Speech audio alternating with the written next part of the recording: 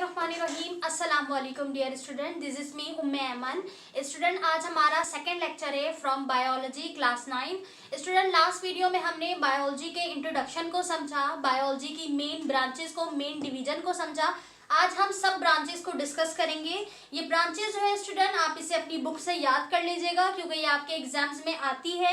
तो आपकी बुक में टोटल 15 ब्रांचेस दी गई है स्टूडेंट, 15 नहीं होती, और भी मजीद होती हैं, बहुत सारी ब्रांचेस होती है, लेकिन फिलहाल जो आपकी बुक में दिया गया है आज हम उसी को डिस्कस करेंगे। ठीक है, तो हमारे पास स्टार्ट की जो 5 ब्रांचेस है स्टूडेंट, वो मैंने यहाँ पे लिख दिया है, मैं आपको भी एक्सप्लेन करती हूँ। सो सबसे पहले हमारे पास स्टूडेंट मॉर्फोलॉजी।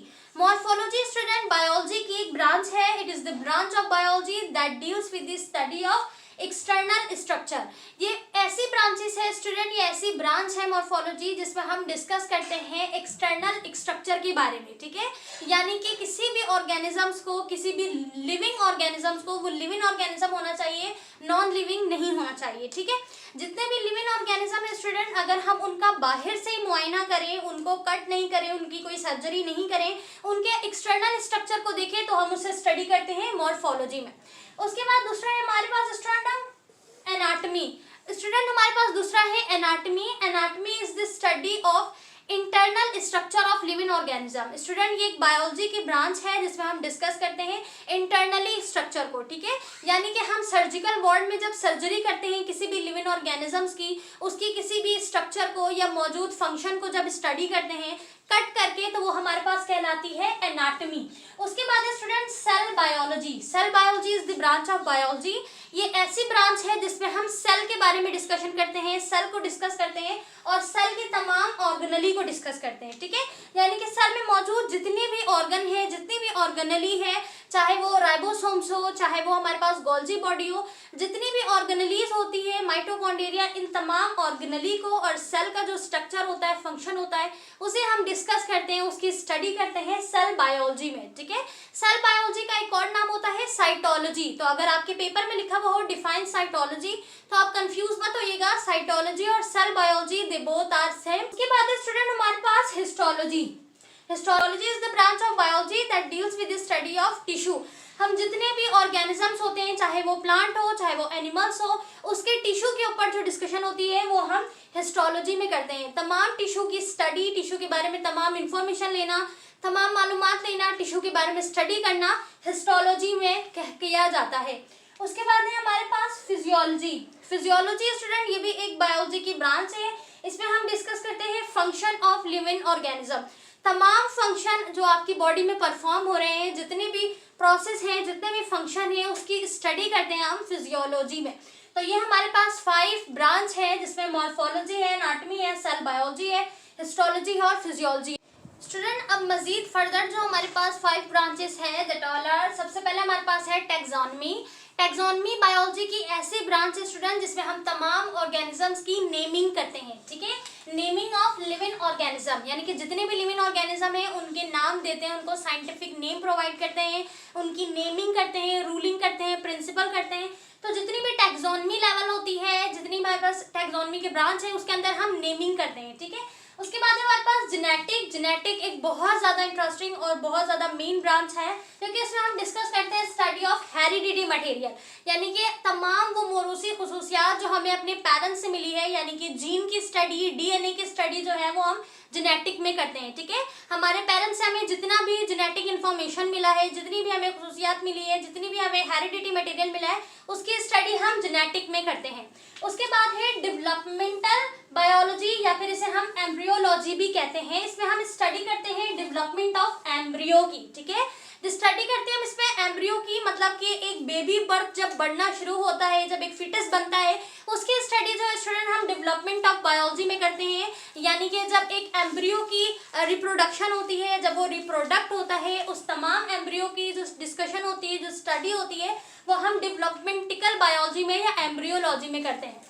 उसके बाद है हमारे पास इन्वायरमेंटिकल बायोलॉजी, यानी कि स्टडी ऑफ इन्वायरमेंट। तमाम लिविंग ऑर्गेनिजम्स का अपने इन्वायरमेंट से जो रिलेशनशिप है, जो उनके नॉन लिविंग फैक्टर से रिलेशनशिप है, उसे हम डिस्कस करते हैं स्टूडेंट इन्वायरमेंटल बायोलॉजी में। उसके बाद है पैलियंटोलॉजी। पैलियंटोलॉजी भी एक बहुत इंटरेस्टिंग ब्रांच है। इसमें हम डिस्कस करते हैं तमाम रिमोटिक पार्ट्स ऑफ ऑर्गेनिक लाइफ के बारे में, यानी कि उस ऑर्गेनिजम्स में जो माजी में मौजूद थे लेकिन अब मौजूद नहीं है। ठीक है, जितने भी रोबोटिक पास्ट ऑर्गेनिक लाइफ होते हैं उनकी स्टडी हम करते हैं पैलियोंटोलॉजी में। अब उन ऑर्गेनिज्म की स्टडी हम कैसे करते हैं, क्योंकि वो तो पहले थे अब है नहीं, उनके बारे में कुछ पता नहीं है, तो हम with the help of fossils की मदद से जो है तमाम पैलियोंटोलॉजी की स्टडी करते हैं। ठीक है, पैलियोंटोलॉजी की स्टडी फॉसिल्स की मदद से किया जाता है स्टूडेंट, यानी कि उनकी वो पुरानी हड्डियां जो होती है उसके जरिए, उनके फॉसिल्स, उनके ढांचे के जरिए, उनके स्ट्रक्चर के जरिए से हम स्टडी करते हैं उस ऑर्गेनिजम्स के बारे में पैलियोंटोलॉजी की फील्ड में। नाउ स्टूडेंट, अब हम डिस्कस करते हैं लास्ट 5 ब्रांचेस की जो हमारी बुक में मौजूद है। उसमें हमारे पास है स्टूडेंट बायोटेक्नोलॉजी। बायोटेक्नोलॉजी जो है वो बहुत ही ज़्यादा वेरियस ब्रांच है, यानी कि बहुत ज़्यादा स्टडी करने वाली है, क्योंकि तमाम इंसान जो है वो टेक्निक्स के ऊपर वर्क कर रहे हैं। तो बायोटेक्नोलॉजी जो है वो वर्क करती है, स्टडी करते हैं इसमें हम टेक्निक्स के बारे में। ठीक है, तमाम manipulations of different desirable genes के ऊपर, तमाम डिज़ायरेबल कैरेक्टर के ऊपर जो टेक्निक अप्लाई होती है उसे हम बायोटेक्नोलॉजी में डिस्कस करते हैं। ठीक है, टेक्निक मुख्तलिफ फील्ड में अप्लाई की जाती है, टेक्नोलॉजी जो है मुख्तलिफ फील्ड में अप्लाई की जाती है, लेकिन जो लिविंग ऑर्गेनिजम्स के ऊपर टेक्निक अप्लाई की जाए उसे हम बायोटेक्नोलॉजी कहते हैं। उसके बाद हमारे पास है स्टूडेंट सोशियो बायोलॉजी, यानी कि स्टडी ऑफ सोशल बिहेवियर। हमारा जो सोशल बिहेवियर है अपने इन्वायरमेंट में, तमाम डिफरेंट फैक्टर में, तमाम नॉन लिविंग फैक्टर के साथ सोशल जो हम कनेक्ट हैं सोशली, वो हमारे पास सोशल बिहेवियर हम किस में डिस्कस करते हैं, सोशल बायोलॉजी में। ठीक है, सोशियो बायोलॉजी जो है स्टूडेंट ये भी ऑर्गेनिज्म से सोशली कनेक्ट होंगे हम, तो सोशियो बायोलॉजी में इसके बारे में स्टडी करेंगे। उसके बाद है हमारे पास पैरासिटोलॉजी, यानी कि स्टडी ऑफ पैरासाइट्स। पैरासाइट्स क्या होते हैं स्टूडेंट? पैरासाइट्स वो तमाम ऑर्गेनिजम्स होते हैं जो हमारी बॉडी में मौजूद होते हैं, जो खुद जो है फायदा लेते हैं लेकिन हमें क्या पहुंचाते हैं, नुकसान पहुंचाते हैं। ठीक है, जिसकी बेस्ट एग्जांपल है लीच है। ठीक है, उसके अलावा हमारे पास मुख्तलिफ जो हमारे बालों में जुई होती है, ये बेस्ट एग्जांपल है पैरासाइट्स की स्टूडेंट। ये हमारे सर में मौजूद होती है, हमारा ब्लड जो है वो सक करती है, खुद फायदा लेती है, खुद आराम लेती है और हमें नुकसान पहुंचा रही होती है। तो तमाम वो पैरासाइट्स ऑर्गेनिजम्स जो होते हैं उनकी स्टडी जो है वो हम पैरासिटोलॉजी में करते हैं। उसके बाद है हमारे पास स्टूडेंट फार्माकोलॉजी। फार्माकोलॉजी में स्टडी करते हैं हम ड्रग्स के बारे में। ये ड्रग्स स्टूडेंट मेडिसिन्स है, drugs means medicines, study about action of medicines, action of drugs, कि किस मेडिसिन्स का क्या रिएक्शन हो सकता है, किस मेडिसिन्स की कहाँ नीड है, तमाम मेडिसिन की स्टडी, तमाम ड्रग्स की स्टडी जो है हम फार्माकोलॉजी में करते हैं। उसके बाद है हमारे पास मॉलिक्यूलर बायोलॉजी स्टूडेंट, यानी कि स्टडी अबाउट ऑर्गेनिक मॉलिक्यूल। जितने भी ऑर्गेनिक मॉलिक्यूल्स हैं, चाहे वो मैक्रो मॉलिक्यूल हो या माइक्रो मॉलिक्यूल हो, उन तमाम मॉलिक्यूल की स्टडी जो है वो हम करते हैं मॉलिक्यूलर बायोलॉजी में। तो स्टूडेंट ये हमारे पास थी 15 ब्रांचेस ऑफ बायोलॉजी जो हमारी बुक पे मौजूद थी, जैसे हमने इंडिविजुअली डिस्कस किया। आई होप कि आपको समझ आया होगा। ये तमाम ब्रांचेस स्टूडेंट बहुत ज़्यादा इंपॉर्टेंट है, ये आपकी फर्दर फील्ड में भी काम आएगी, इसके अलावा आपके एंट्री टेस्ट में भी पूछा जाएगा, तमाम आपके एग्जाम्स में भी आएगी। तो आप इंडिविजुअल तमाम किसी 5 को 6 को याद करने की ज़रूरत नहीं है, आपकी बुक में जितनी मौजूद है तमाम को याद करें, या आपकी बुक में आपके सवाल में जो है वो पूछा जाएगा। स्टूडेंट उम्मीद करती हूँ आपको ये तमाम 15 ब्रांचेस ऑफ बायोलॉजी जो है वो क्लियरली समझ आ गया होगा। आपको कोई भी सवाल हो, कोई भी ब्रांच जो आपको समझ ना आई हो तो आप पूछ सकते हैं। वीडियो अगर आपके लिए हेल्पफुल रही है तो वीडियो को लाजमन लाइक करें, चैनल पर न्यू है तो चैनल को भी सब्सक्राइब करें फॉर मोर बायोलॉजी लेक्चर।